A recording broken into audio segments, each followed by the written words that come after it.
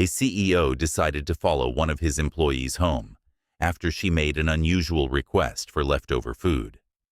What he discovered that night changed everything. Over the years, Michael Reynolds had reviewed thousands of employee requests. Most were routine matters like schedule changes, payroll clarifications, or time-off requests. But that evening, as he sat alone in his quiet office long after the last board member had left, one request stood out. It wasn't a complaint or a demand. It was simple, almost too simple. Would it be possible to take home any leftover meals after my shift? Michael frowned. The request came from Sofia Carter, a line cook who had been with the company for just over a year. She had no complaints on record, no unexcused absences. She was always punctual, always the last to leave. Yet something about her message felt different. Most employees wouldn't submit a formal request for extra food. They would simply ask a manager or take something quietly.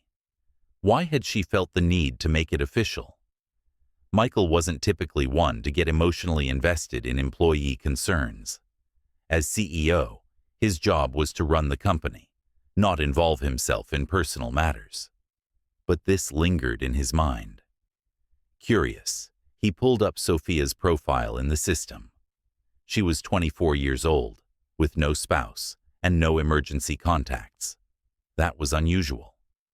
Leaning back in his chair, he considered the possibilities. Maybe she was just being frugal, trying to cut unnecessary expenses. Plenty of employees struggled financially, even in a company with decent wages. But something about the way she phrased her request made it seem like it wasn't just about saving money. She genuinely needed that food. For the first time in a long while, Michael felt a deep curiosity he couldn't ignore. He glanced at the clock. 10:47 p.m. Sofia's shift ended at 11. Without overthinking it, he grabbed his coat, shut down his laptop, and headed for the back exit. He wasn't sure exactly what he was looking for, but he knew one thing. Tonight, he was going to find out. Michael had no idea that what he was about to witness would change everything. Stepping into the cool night air, he adjusted the collar of his coat. The parking lot was mostly empty, aside from a few late-night workers finishing up. Through the kitchen's back door, he spotted Sofia wiping down the last of the counters. Her dark brown hair was tied in a loose ponytail, strands sticking to her forehead from the heat of the grills. She moved efficiently, with the ease of someone who had done this 1,000 times before. A manager passed by, handing her a brown paper bag. She nodded in gratitude, tucking it under her arm. That must have been the food she had requested.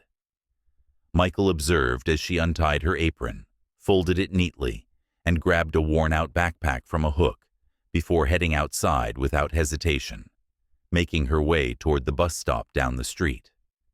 Michael hesitated. He wasn't sure what he had expected, but watching one of his employees leave after a grueling double shift left him feeling unsettled. For years, he had lived a life of luxury. Private cars, first-class flights, executive lounges. The idea of taking the bus after working 16 hours straight had never crossed his mind. That thought alone pushed him to follow her. Sliding into his black sedan, he didn't start the engine immediately. Instead, he waited. Sofia stood under a flickering streetlight, arms crossed, shifting her weight from foot to foot. The bus was running late. Finally, headlights appeared in the distance, and she boarded without a second glance. Michael followed, careful to keep his distance. He wasn't entirely sure why he was doing this, just that something in his gut told him he had to. The ride was long, much longer than he had expected. At every stop, he thought she would get off, but she didn't. The further they traveled, the more unfamiliar the streets became. Streetlights grew sparse. Storefronts gave way to boarded-up buildings. The city skyline faded in the rearview mirror, replaced by rundown houses, chain-link fences, and abandoned lots. Michael checked the time. 12:22 a.m. After nearly an hour, Sofia finally pulled the yellow cord, signaling her stop. Michael parked at a distance and watched as she walked with purpose, never slowing, never looking around. The neighborhood wasn't the worst, but it wasn't somewhere one would want to be alone at night either. Then, she turned a corner and disappeared behind a row of parked cars. Michael exhaled sharply, gripping the steering wheel. Michael hadn't even realized he was holding his breath. Slowly, he inched his car forward, careful not to make any sudden movements that might draw attention. Then he saw it. Not an apartment, not even a small house, but a trailer. Sofia stepped up to the door, balancing the brown paper bag in one hand as she unlocked it. A dim light flickered on inside, casting faint shadows against the thin curtains. Michael sat frozen in disbelief. This wasn't what he had expected, not even close. But what he saw next made his stomach tighten. He parked at a distance, far enough to observe without being noticed. His heartbeat was steady, but his grip on the steering wheel had tightened. Why was she living here? Sofia had been with his company for over a year. He didn't recall her exact salary, but it was above minimum wage. She wasn't some teenager working part-time. She was a full-time employee, pulling double shifts. That should have been enough to afford at least a small apartment. And yet, here she was, stepping into a trailer that looked barely livable, the kind of place people stayed in when they had no other choice. Michael leaned forward, watching. Inside, the weak glow from a single overhead light revealed a cramped, worn-down space. The walls were stained, the carpet thin and frayed. There were no decorations, no signs of comfort, only survival. Then, movement. 3 small figures emerged from the shadows. Children. Sofia had barely set the bag down before they rushed into her arms, wrapping themselves around her waist. She laughed softly, the exhaustion momentarily lifting from her face, replaced by something warmer. Michael swallowed hard. They weren't her kids. They were too young for that. Siblings, maybe. Then, an older woman stepped into view, moving slowly, her frail frame hunched, gray streaks running through her hair. A grandmother, perhaps. Sofia guided her gently into a chair, speaking softly, her hand resting briefly on the woman's shoulder before turning back to the paper bag on the counter. Michael watched as she unpacked the food carefully, dividing it onto 4 plates, not 5. The children ate first, devouring their portions quickly, as if they were used to meals being uncertain. The older woman ate more slowly, her hands trembling slightly as she lifted her fork. Sofia sat down, but didn't touch her plate. Michael clenched his jaw. She wasn't eating. She was pretending, cutting her food into smaller pieces, moving it around with her fork, nodding and smiling when the children spoke. But not once did she take a bite. She was giving up her own meal to make sure they had enough. Michael's chest tightened. He hadn't known what he was looking for when he followed her. Maybe just to confirm that she needed the food, to satisfy some vague curiosity. But this was sacrifice, and it made his stomach churn in a way he wasn't prepared for. His thoughts flickered to his own dinner that evening, a perfectly plated steak at a high-end restaurant, a bill that likely cost more than Sofia made in 2 days. He hadn't even finished it. And yet, here she was, sitting in a rundown trailer after working a grueling 16-hour shift, pretending to eat so her family wouldn't worry about her. Michael exhaled slowly, his gaze fixed on the quiet scene before him. This wasn't just an employee struggling to make ends meet. This was a broken system, and he was a part of it. But what he didn't realize was that Sofia's story was even worse than it seemed. He gripped the steering wheel tighter, his knuckles turning white. The quiet hum of the street felt distant, muted by the weight of what he was witnessing. Sofia smiled as she listened to the children chatter between bites, her tired eyes soft with affection. She looked happy, or at least she was trying to be. But Michael saw the truth in the way she rubbed her temples when no one was looking, in the way her shoulders sagged when she thought no one was paying attention.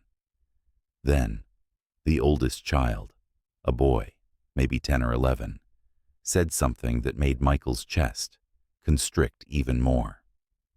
"Did you eat at work today?" Michael watched closely. For just a split second, a fraction of a moment, Sofia hesitated. It was barely noticeable, but it was there. Then, just as quickly, she forced a tired smile and lied. "Yeah, I had something earlier." The boy stared at her, unconvinced, but he didn't push. He simply nodded slowly and went back to his food. Michael felt sick. She wasn't just skipping dinner tonight. This was a pattern. She had likely been doing this for weeks, maybe even months, and yet, every day, she got up, went to work, stayed late, and came home with just enough to ensure her family ate, even if that meant she didn't. Michael leaned back in his seat, exhaling sharply. This wasn't just unfair. This was unacceptable. And the worst part? He had never even noticed. Inside the trailer, Sofia finally stood, gathering the empty plates. The kids let out tired yawns, stretching as they made their way toward a small, sectioned-off area in the back. The grandmother moved slower, shuffling toward what looked like a recliner instead of a bed. Michael squinted. That couldn't be right. The trailer was too small. There was no extra space, no second bedroom. He did a quick count in his head. 4 people, 1 room. Then he saw it. A thin mattress, barely more than a cushion, tucked into the corner near the kitchen. A single blanket was neatly folded at the edge. Michael swallowed hard. That was Sofia's bed. Not a bedroom, not even a couch. Just a thin mattress on the floor. After working double shifts, after standing for hours in front of a hot grill, after spending her entire day serving meals to strangers. This was where she laid her head at night. Michael had seen enough. He ran a company that prided itself on being family-oriented. He sat in meetings where executives discussed employee satisfaction and fair wages. And yet, here was one of his hardest-working employees, homeless, starving, sacrificing everything for her family, while he sat in an office so large it had its own espresso machine and leather chairs worth more than this entire trailer. He thought about the company perks, the bonuses, the retreats, the corporate dinners, the wasted food thrown away at the end of every shift. Food that could have fed people like Sofia. Michael closed his eyes, breathing through the anger rising in his chest. This wasn't right, and for the first time in a long time, he knew that simply feeling bad about it wasn't enough. Michael had to do something, and he had to do it now. He didn't go home that night. He couldn't. Instead, he sat in his car, staring at the trailer long after the lights inside had flickered off. His mind raced. How had he missed this? How many other employees were just like Sofia, silently struggling, showing up to work with smiles while their stomachs were empty? He thought about the corporate budget, the salaries of his executives, the thousands of dollars poured into marketing campaigns every month. And then, he thought about Sofia's mattress on the floor. His fingers tightened around the steering wheel. This wasn't just a personal failure. This was a company failure, and he was at the top of it. For years, he had told himself his employees were well taken care of. He had read reports, approved payroll structures, signed off on policies, but he had never really looked. Tonight, he had looked, and now he couldn't ignore it. Michael picked up his phone and scrolled through his contacts. He didn't hesitate before pressing call. It rang twice before a groggy voice answered. "Sir, it's past midnight. Everything okay?" It was his head of operations, the person responsible for overseeing employee programs. Michael's voice was firm. "Number. Everything is not okay." A pause on the other end. "What do you mean?" Michael glanced at the trailer one last time before turning the key in the ignition. "We need to fix this, all of it, first thing in the morning." He didn't wait for a response. He hung up. Because this wasn't a discussion. This was a decision. And Michael was just getting started. The next morning, he walked into the office with one goal in mind: change. By noon, policies were already being rewritten.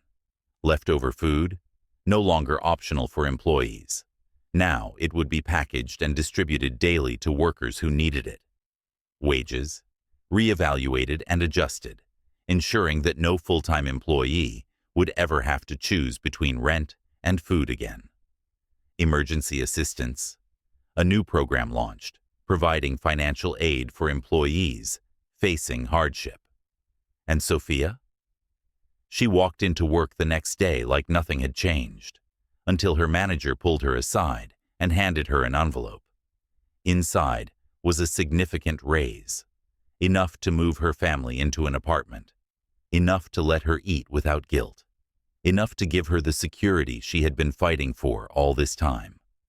And for the first time in a long time, she didn't have to pretend to be okay. Michael had walked into work that morning as a CEO. He left as a leader. How many people around us are struggling in silence? How often do we look the other way? If you have the power to help, even in the smallest way, don't wait. Do something today.